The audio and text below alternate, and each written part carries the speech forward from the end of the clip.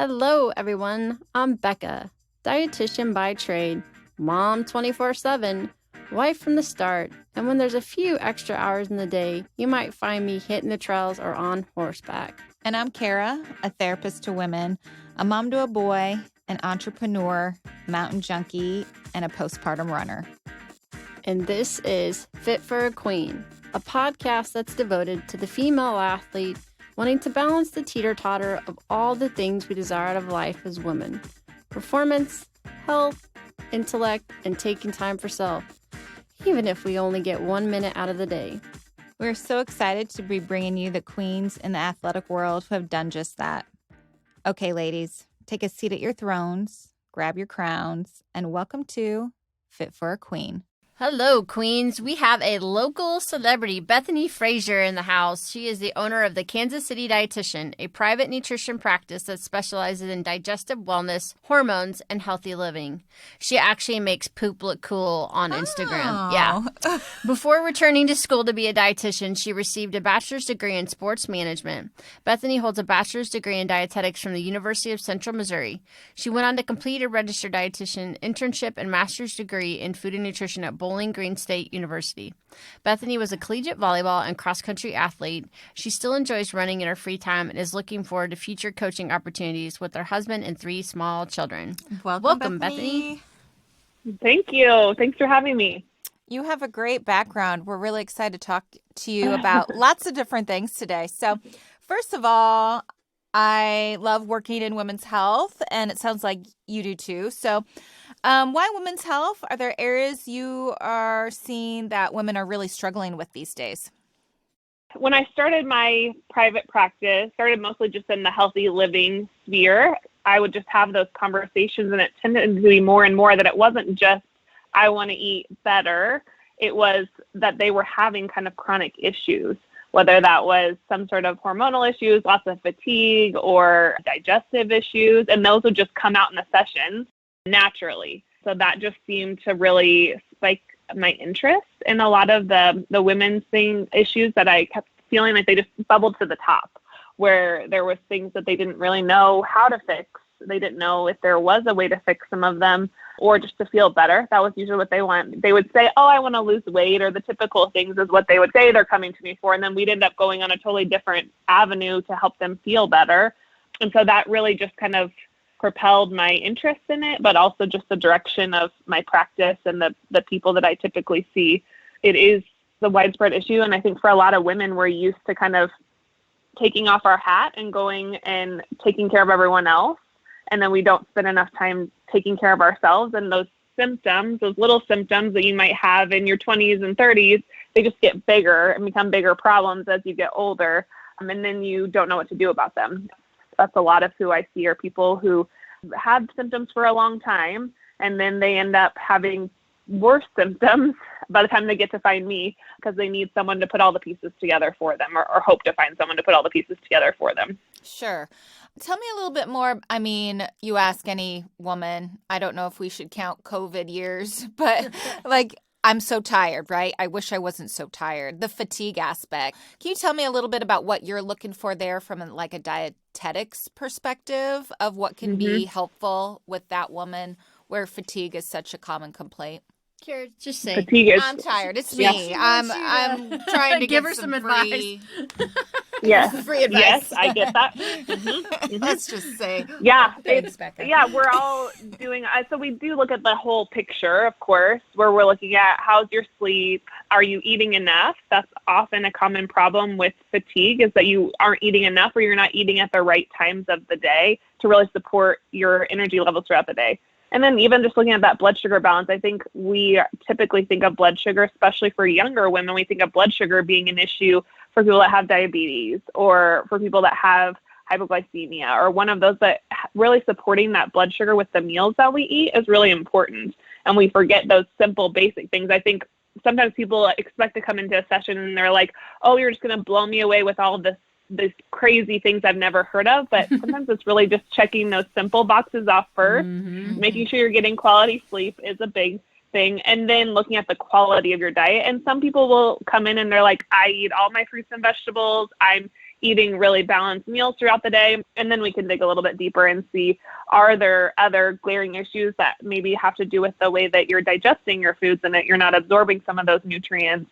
Or there's things where you're not at baseline. The common one that everyone is familiar with right now, especially in the COVID era, is vitamin D, of course. That if you just supplement a bunch, that doesn't always get you back up to baseline, because people say, I don't want to just do a bunch of supplements. But if you're starting in the tank, then we have to do something to get you bumped back up so that you can at least understand why you got to being that low to begin with in any of those areas. Starting with the simple things is usually where I like to start. And they don't always expect that they're going to come into a dietitian session and talk about sleep or stress. And those are big pieces of what I think it takes to be kind of a well-rounded and really tap into why you're having that fatigue. Because I think it's portrayed as normal that we're all going to be fatigued, but it's not actually normal to have that fatigue where you feel like I can't get out of bed and I am needing to take a nap in the middle of the afternoon, or have to have my coffee or else it's going to be game over. Sure. Oh, really? That's not normal? No.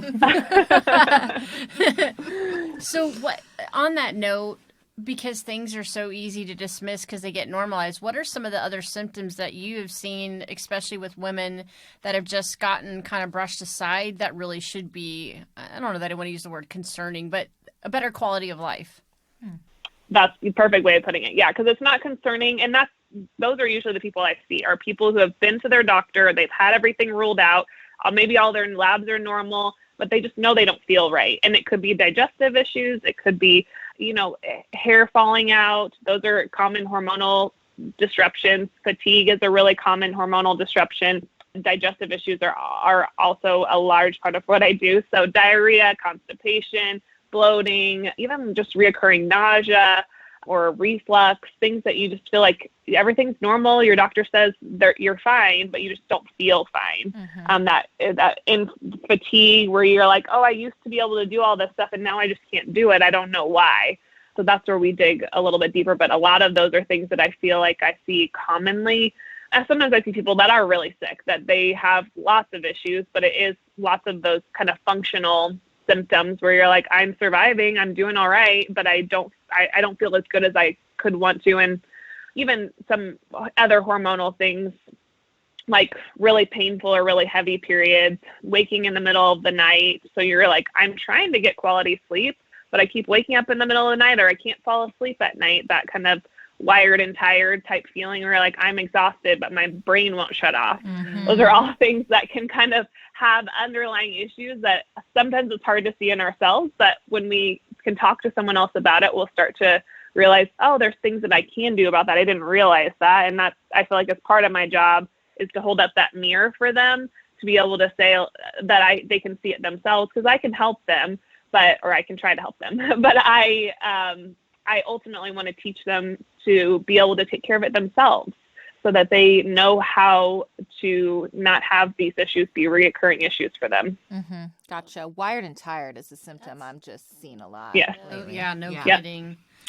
Now, I know Becca's really excited to talk about poop with you, so I think I'm going to leave these questions for her from the dietitian perspective. The therapist doesn't know much about what you're going to be asking. Well, you're going to learn from Bethany here in a minute. Take it away. So you just talked about kind of digestion, and I think one of the things most people don't understand is like, what is normal? And you can't help but talk about poop, because I always joke it's the byproduct of nutrition, right?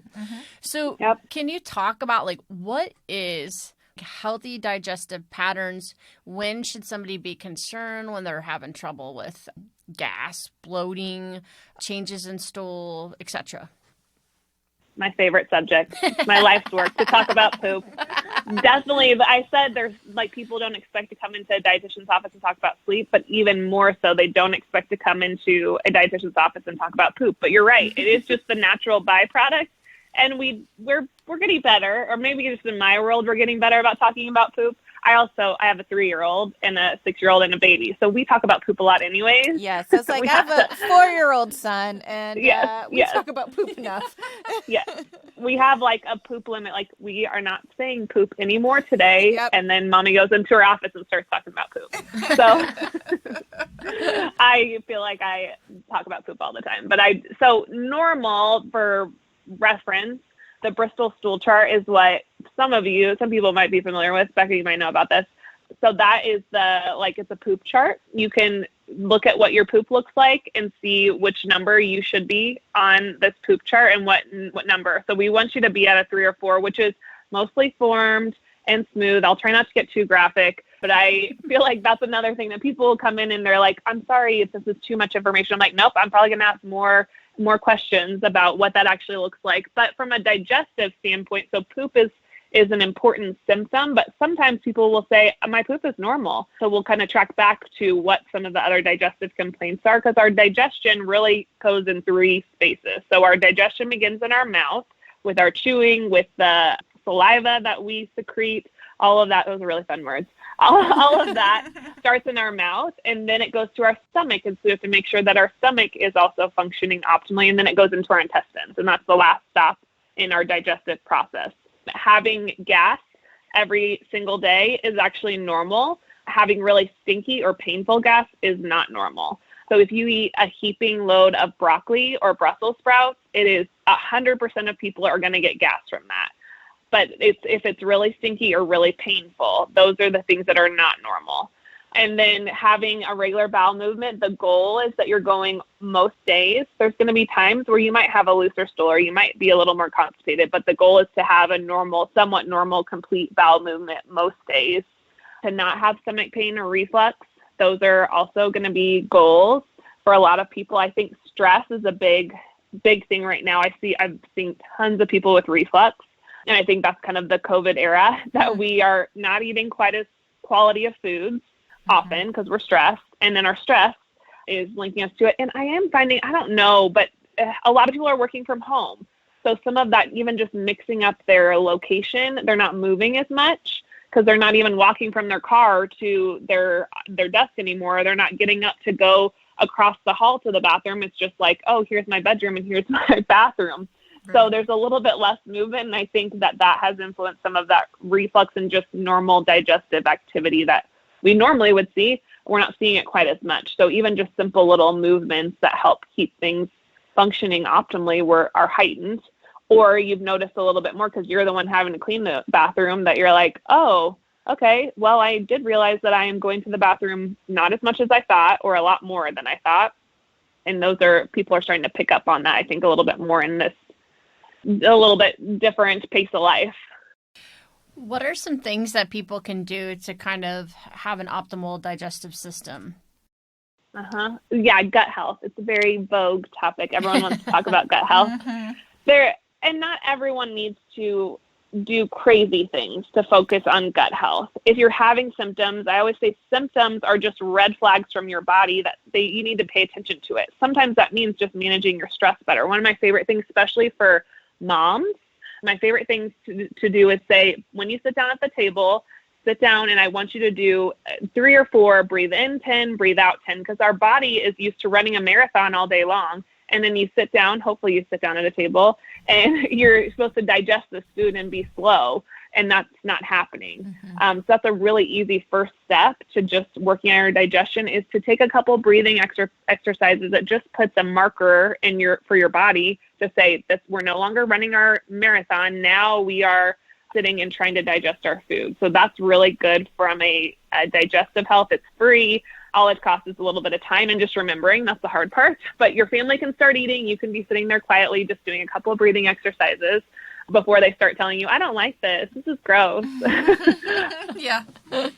Easy things to work on digestion. I think paying attention to what's happening in your stool too is important.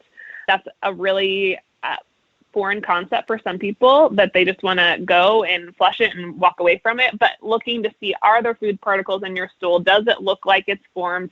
Just having some basics about what your stool looks like. You don't have to sit there and, piece it apart, but just saying like, okay, yeah, it looks great, move on with your day. And then looking at the quality of your diet, that's always key. Are you getting enough fiber? Focusing on the positive side versus the negative side. So it's not, this is the list of foods that you shouldn't eat, but instead putting in the good stuff first and making sure you're focusing on that. So good fruits and vegetables, healthy fats, the basics can sometimes be all that you need for optimal digestion. Is just those really simple things, getting enough water, particularly if you tend to be on more the constipated side. But even if you're on the more diarrhea or loose stool side, I think water is definitely needed to just still continue to function optimally and make sure that we maintain a healthy digestive tract. Do you think there's been more issues as we've had to sit kind of bent over in awkward places around a computer too? Like I can notice the difference, like the tension in my body is usually down in like my stomach area, my lower back when I have long days in front of the computer, but on the days I can get up and move, like I don't notice it near as much. Mm-hmm. Yeah. Oh yeah. I think definitely that we have all had these makeshift desks. Hopefully people have started to transition to more traditional seating now that either they're back in the office or they're like, this is permanent, I might as well invest in a good chair. But I do think that has become an option. And we probably, at least I've seen this in my own life, me and my husband, that because we're working from home, we work around the clock versus you used to go in and then you could shut down the computer and leave and not worry about it as much. But now everyone expects you to be available, if you don't put good boundaries, to be available around the clock. So I think, yes, absolutely. I think that influences. And even sometimes there can be still a functional side to your digestive tract. So making sure that you're working on, even my favorite is like the cat-cow, doing that before bed. It's really simple. It takes you don't have to have any yoga training. You watch a simple YouTube video and then you do that cat-cow movement. Great for strengthening those abdominal muscles that are needed to contract to help push everything through. So, and it's relaxing. To do a couple rounds of cat-cow before you go to bed can be a really easy little, I guess, life hack that doesn't take much effort just to get you ready to go to bed. Yeah. Mm-hmm. Yeah, my cat does it every time she gets up from her napping spot, so I should do it too. Yes, we should do it too. Absolutely. It's a good reminder. Every time you see your cat do it, now you got to do it. I'm seeing kind of an overlap as you're speaking. You know, I work with perinatal, postpartum clients, and then this overlap of like pelvic floor therapy, hormones, dietitian, because I know pelvic floor PTs are asking a lot of questions about poop too. Like I can see a lot of overlap in that need for women, especially around that time of postpartum years. Yep. Yeah, and I do. I have, and even just, the postpartum period is not, it doesn't end a year after you've had a baby. It can be 10 years after you've had a baby. I'm still postpartum. Yeah.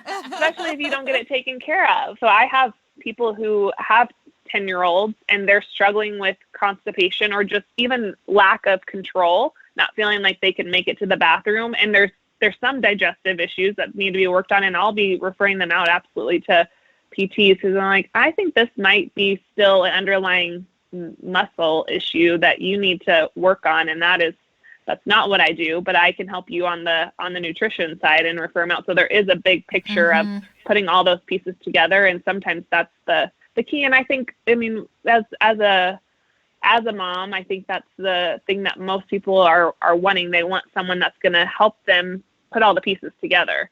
Like, how do I'll do it. Absolutely. I'll do it all day long. Tell me what to do and I'll do it. I just need someone to tell me what to do, and I'm going to do it because I don't have time to figure out all those pieces. And I think that's where we get frustrated. Absolutely. Yeah. Right. Mm-hmm. I think that's true. So on this theme of juggling it all, we ask all our interviewees how they live out the FIT philosophy, trying to balance performance, taking care of our health, building intellect, and a little bit of time for self. Yeah. How do you do it, Bethany? Tell us what to do. I wish I could tell you all the secrets. I wish I knew. Well, I feel like that has been, when my baby is 10 months old, and so this year has been very very eye-opening to me in trying to juggle it all and how I kind of put those together and which things need to take a backseat. I was just thinking about the other day when my son was 10 months old, who's my middle child. I ran a half marathon.